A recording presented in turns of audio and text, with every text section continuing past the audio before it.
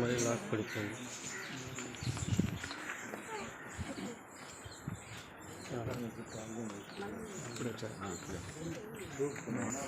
Fan ఆపేదా?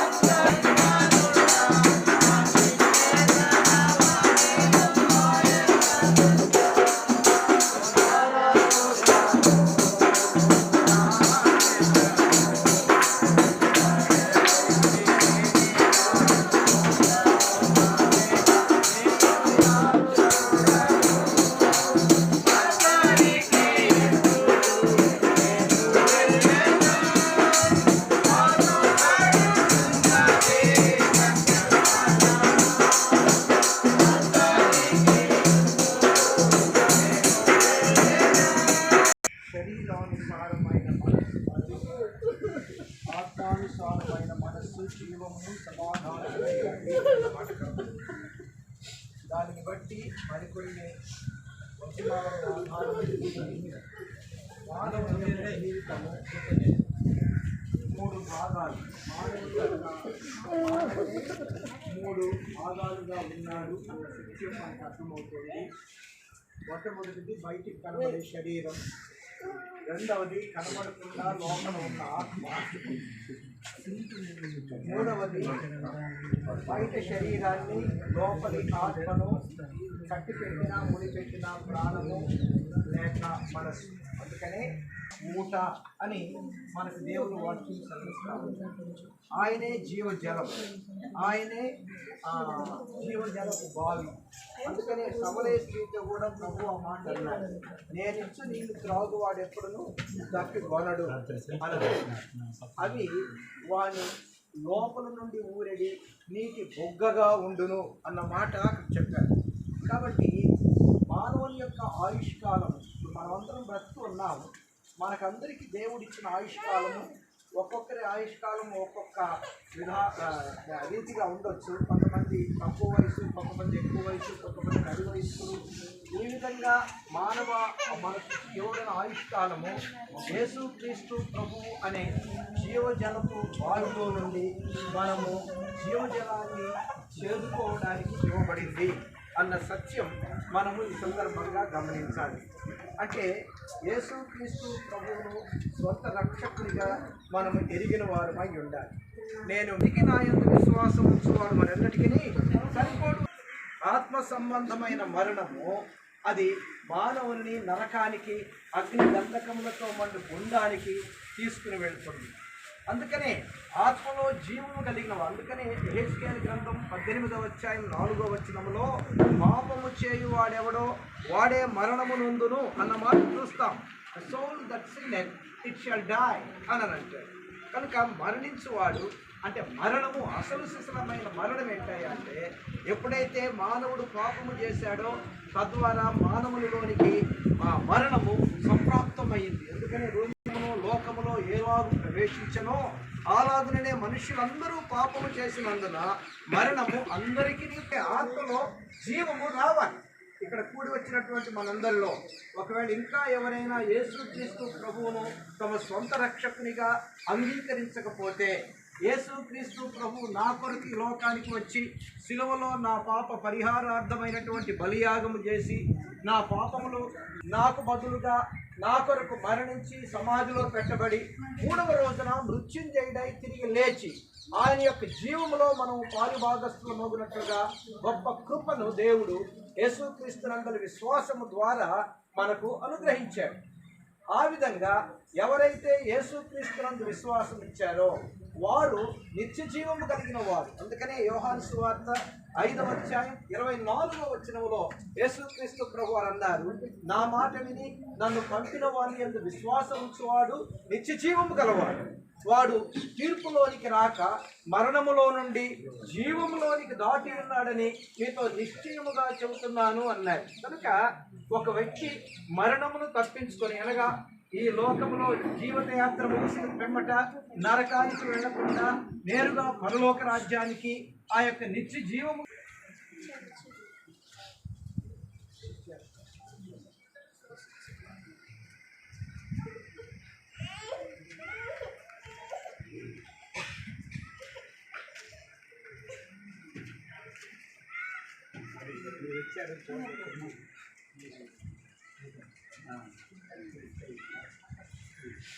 ఎంతో వాక్యం ఉన్నాం కదా, దేవుని సేవకులు చక్కగా మనకి వివరించారు.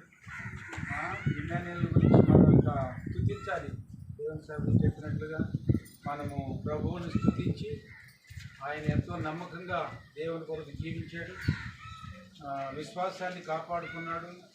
ఈ లోకాన్ని విడిచి ఆయన కొరకు ఏర్పాటు చేయబడినటువంటి పరలోక రాజ్యంలోనికి వెళ్ళాడు.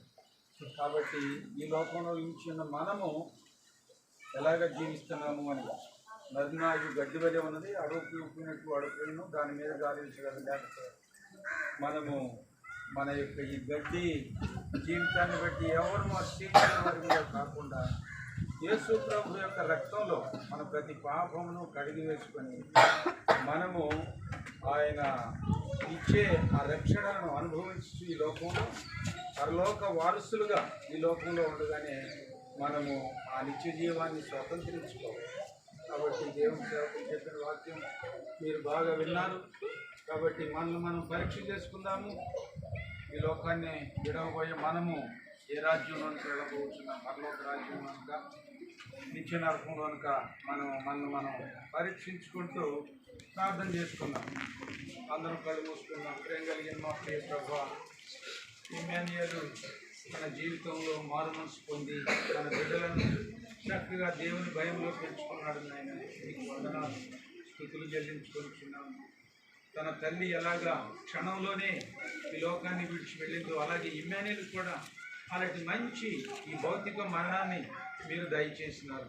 అయితే ఆత్మ దాన్ని దయచేసిన దేవుని యొద్దకు వెళ్ళి అక్కడ విశ్రాంతిలో ఉండగా ప్రభువా, మేమును మిమ్మల్ని స్తుతించేవారిగా ఘనపరిచేవారిగా మీరే సహాయం మనకు.